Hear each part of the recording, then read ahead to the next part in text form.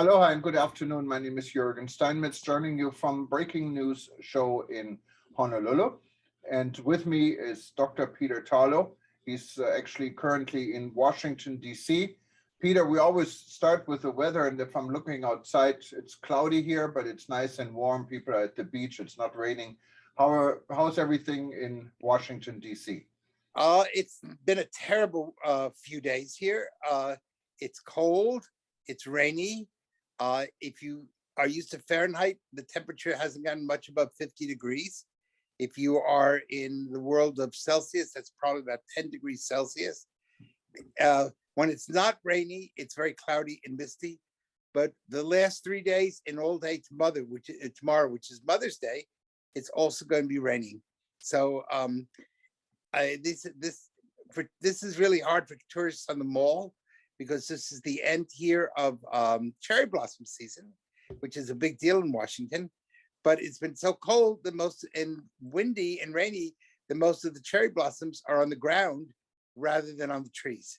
So this has been we need a little bit of warming here. People are really asking, when are we going to get some global warming? Because it's really necessary. Right now we have global freezing. Well, how's the situation since you are in Washington, in our nation's capital? How do you see, is tourism increasing around? Do you see a lot besides, of course, you have always an international crowd? Yes, you do. Well, and by the way, if my face goes in and out a little bit, because I'm sitting in a chair while I'm babysitting with grandchildren. But you're not seeing many people on the mall right now. But that doesn't mean they're not here. It just means that because the weather's been so crummy, most people don't want to be outside. So there's no way really to know how many people are in the hotels. The plane coming in on, I came in on May 3rd, and the plane was pretty full. High season starts Memorial Day. So that's another 2 weeks. And normally the mall, which is the big park between the Capitol and the Lincoln Memorial, is filled with people, and that's where the Smithsonian is and all the big museums. But we'll have to see how it goes. They've finally gone past COVID, or at least COVID for now. You do have to make an appointment, however, to go to the Smithsonian. Just me, you could just walk in. It's still for free, but you have to get a set time when you're going. So they're trying to limit the number of people who can attend a museum at any time. So hopefully the weather will get better.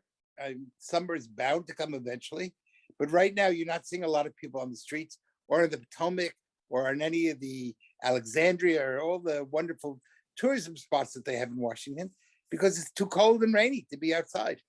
And Peter, interesting subject, changing the subject a little bit. You've been approached by NASA, I believe, in regard to out of space travel or Martian travel security. How much weirder can it get? Tell me a little bit about it. Yeah, well, actually, I approached them. They didn't approach me. Okay.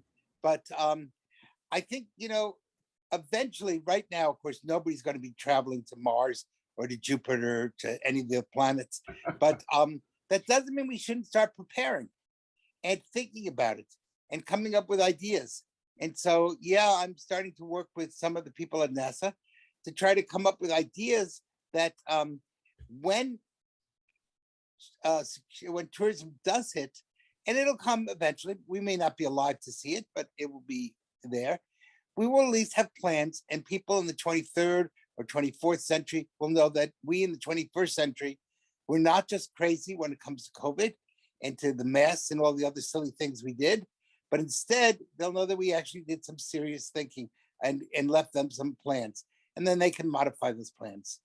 On the other hand, as you know, when we're speaking a little bit of COVID, there's now lots of questions about different reactions that people are having, especially to the Pfizer one.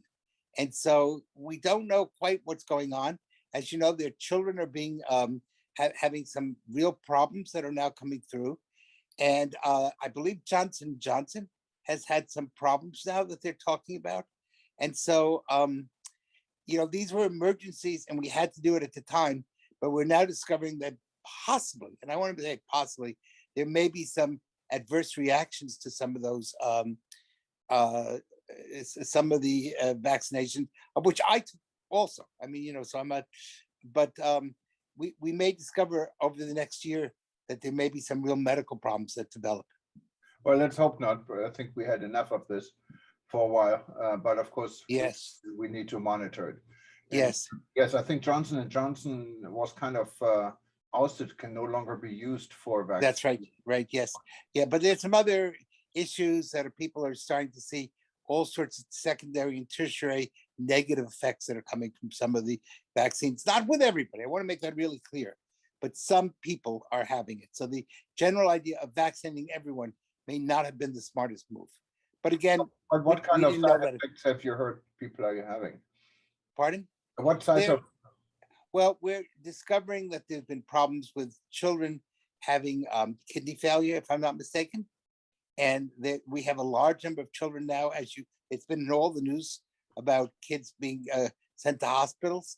We're discovering that problems of blood clots, especially among adults, and thrombosis, and especially people took the Pfizer vaccine, and that they don't see it at first, and then all of a sudden it's there. There have been other problems that are starting to throw, that people are having problems dealing with issues of antibiotics, and that they're not necessarily working the way they should. We don't know if this is 100%. I mean, a lot of these are now theories. What it's saying is medicine is not a pure science. Medicine is both an art and a science. And some of the things, sometimes we solve one problem and we create another problem. So we'll know about this in another while. I did want to make it clear, I did believe in the vaccines. I have had my 4th shot. So I want to make that clear that, I'm not an anti-vaxxer by any means at all, but I do think possibly the vaccine may not be right for everyone, that some people, it may do more damage than good. And other people may do a lot more good than damage. Bottom line, speak with your physician, speak to someone who knows your body, and just don't listen to the news like us. Go and get, it's expert medical advice about your own particular situation. Well, interesting subject, and I'm sure everyone is going to follow development. Yes. And Yes. we all want to know. And I'm also vaccinated 4 times like you. So hopefully that's it, so. Yes, you're exactly. Meanwhile, we're starting to face the summer. And I think it's really important for the tourism industry to be preparing for the summer. And one of the big problems, of course, we're seeing, both in much of the Western world, is the whole issue of inflation and how that's going to cost airline prices. I saw yesterday or today that the Nigerian airlines are not flying on Monday because the cost of fuel has become so expensive. As a protest, they're closing down all air flights in Nigeria on Monday as a kind of a protest. And I think the real issue is the tourism industry cannot change the world's economy, but we need to be prepared that if there are major rise in prices, or if there should be shortages, like as you are aware, where right now there's a baby formula shortage in the United States and much of the world. Supply chain problems. How are we going to be prepared for that? How will we deal with the summer issues when prices are going up? Or how will we deal with the summer issues if the inflation continues? And it probably will continue at least through the summer. So these are things that I think the tourism industry needs to be thinking about. The other thing is that people are going to be a little scared because, as you know, the last few days, at least in the United States and in Europe, the stock markets had tremendous drops, especially in the United States. So if you have high inflation and people feel poor on top of that, that's a double whammy. And the tourism industry needs to be thinking of inexpensive or other alternatives, not trying to recoup what they lost over 2 years, but rather not make this summer another loss. And that, therefore, really go out and come up with customer service ideas, new creative ways of funding, and new creative ways of charging people. And one of the big problems we also is that there's a lack of qualified people. A lot of people in the tourism industry stopped working in it because of COVID. And now that tourism is coming back, We don't have people to clean hotels or serve in restaurants, or every restaurant I go to has a sign up saying help wanted, and they can't find people to work. And that's definitely a problem. I can see it here in Hawaii. Yes, we can see the help wanted sign everywhere. Burger King is paying high amounts of starting upfront payment for people who wanted to get a job. The hotel rooms are still only cleaned every third day unless you request otherwise. Yes, the industry has definitely changed. And Yes. also, you know, when it comes to our aloha spirit, spirit with a smile, you know, it's not always there anymore. You know, people are frustrated. The work Yes. is hard. So think about it. My stock market, the value of my portfolio has gone down. The cost of an air ticket is going up, and the amount of service I'm getting is less. People may not want to travel. We're coming up with a deadly combination of lower income, higher prices, and worse customer service. We've got to break this cycle. And the first thing we need to do is get those smiles back. Get people to, even if you can't handle everything, have really the best possible customer training so that people have a sense of feeling good. The other thing we got to think about is the whole issue of security and crime. I think I sent you today, two really major developments took place in Mexico.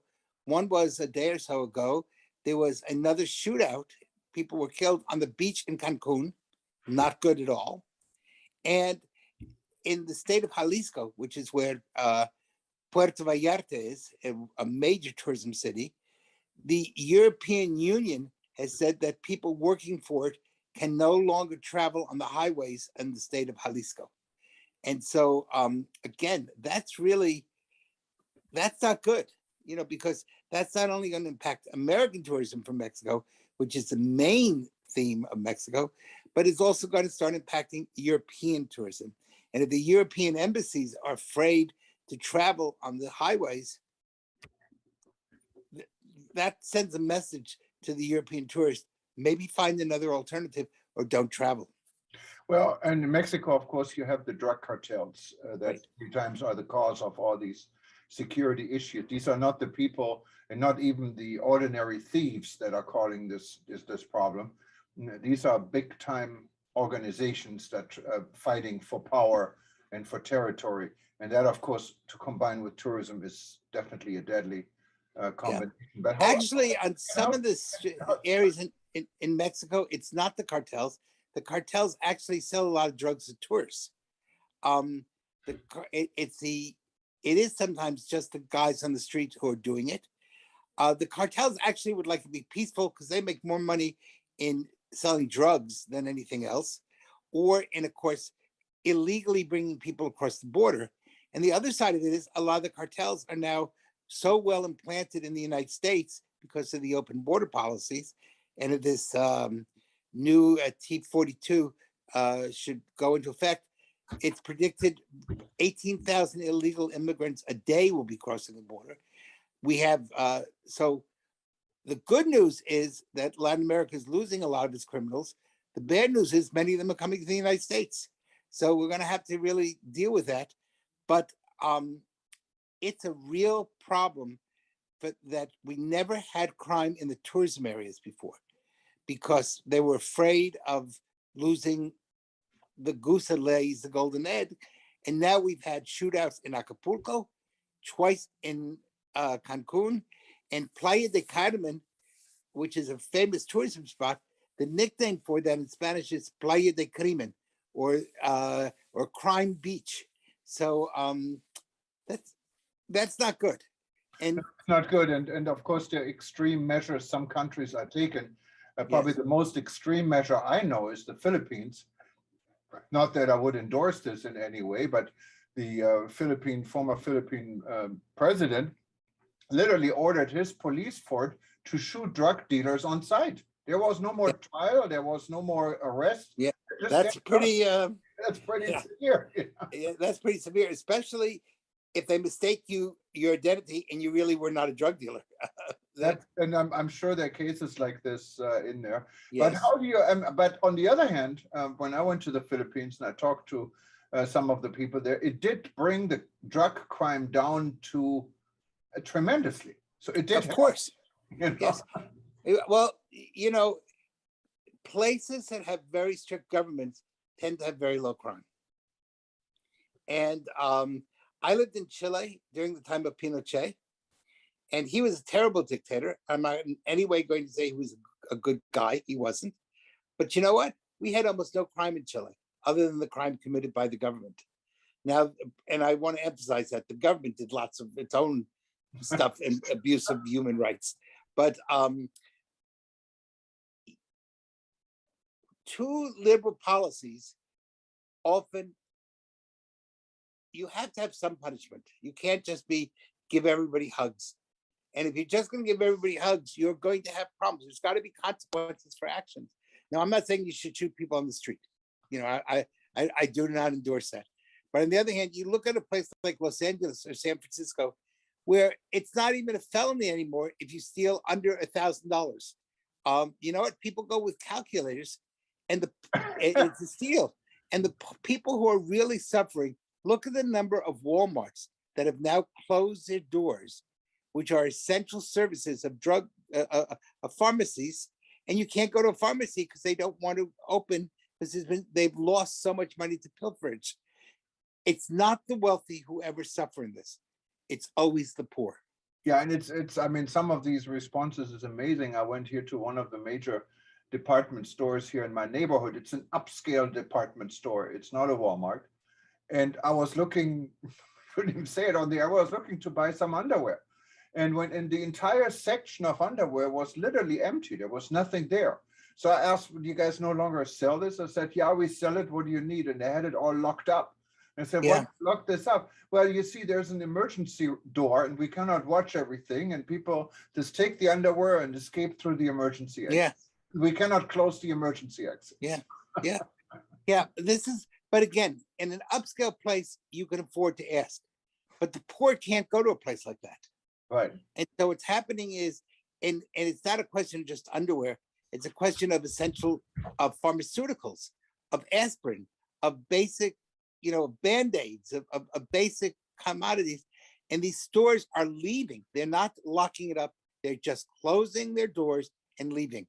So you have San Francisco between 2021 and 2022, in the last 12 months, has lost 100,000 people. And all sorts of stores have left the Bay Area. I think you were there about a year ago. And you were shocked to see the number of homeless and how the city went from one of the most beautiful cities in the world to one of the, really, you don't want to be there. And people are pulling out of conventions and they're not coming up. So when you don't come out of convention, the city loses a lot of money. And then if the stores are not open for people to go after the convention to go shopping, all those taxes, all that money is being lost, and then you have to cut back. So crime becomes a real cancer that destroys and gnaws away at the heart of the tourism industry. But of course, when you look at name brand stores like the Walmart guys, I mean, can't they afford their own security? I mean, they cannot rely on the police. But you can't arrest somebody in California if they steal under $1,000. There's nothing you can do unless you're going to tackle them in the middle of the store. It's the liberal prosecutors have basically come on the side of the criminal and not on the victim. Well, I mean, they're still prosecuted. It may not be a felony. No, they're not. You're No, that's where you're wrong. You're not prosecuted if you don't steal over $1,000. But what's the consequences? Zero. That doesn't sound That's right. why stores are closing. Look it up. That's why you have now a major recall effort, both in San Francisco and in Los Angeles. And people have been told, do not walk on the street with jewelry. Do not walk on the street with a nice cell phone. That's your responsibility if it gets stolen. The police will do nothing. That's become a major problem. That's when you become the criminal rights instead of the victim's rights. But this is the whole issue that's going on with George Gascon and with, I forgot the name of the district attorney in San Francisco, crime has gone through the roof and people are fleeing. Oh, almost sounds unbelievable, Peter.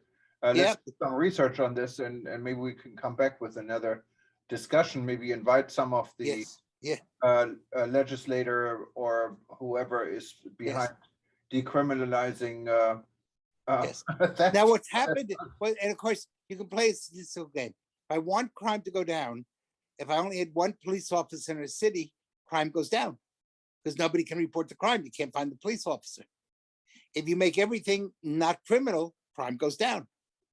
But it doesn't mean you haven't suffered. It doesn't mean you're not a victim because it's how you measure it. And one of the key things we know in tourism, it's all a statistical game, how you measure it. And if you measure it, and you change the measurement scale, then you change the results. But Well, yes, I think that would be a really interesting session. And maybe some of our viewers would like to come and join, or this would be a really good public session for us to have. yeah, well, we may have to research this a little bit. I'm actually just now Google it, and I have a site here called Fact Check, and they do confirm your $1,000 limit for felonies, but it turns out to be a misdemeanor. So you should still get. If you're not, a misdemeanor is not prosecuted in California. Well, I don't know, but that's definitely. You look at, read it, read the rest of it, and you'll see you will not be prosecuted. Period. Yes, here, no, you can steal up to $950 worth of merchandise in California without consequences under Proposition 47. That's the proposition you're talking about. The proposition reduces the punishment for certain theft crimes, but classified shoplifting still as a misdemeanor. Yes, a misdemeanor is not prosecuted. If you get a misdemeanor, it's like if you got jaywalking.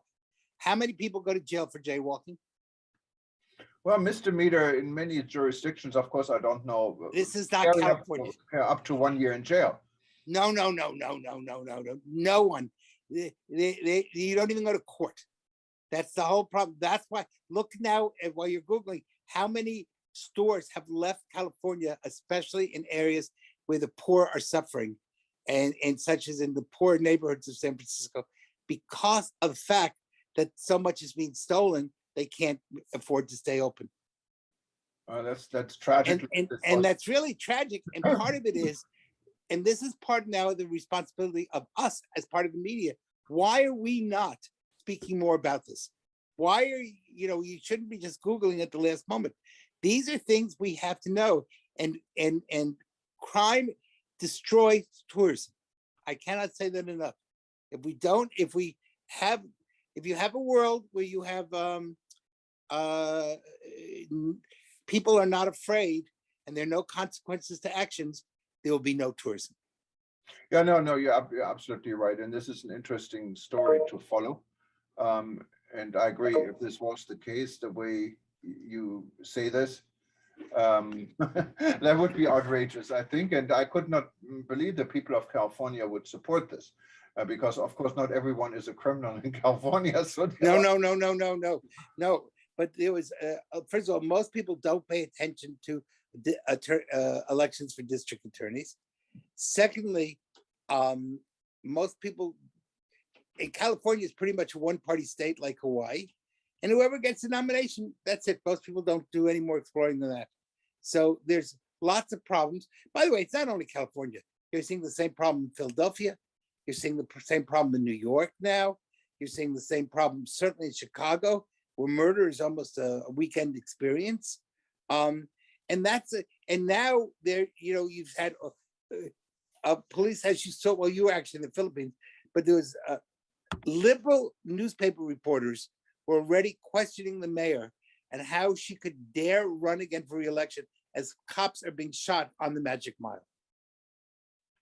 Well, it's a crazy world. I mean, nothing seems to be the way it was, and it's fast moving, and maybe it's not moving in the right direction. So let's hope we can get things, some people will help to get things back on track. But Peter, this was an interesting discussion. Yes. More, and we should actually add some guests to it and see if we can make it even more interactive.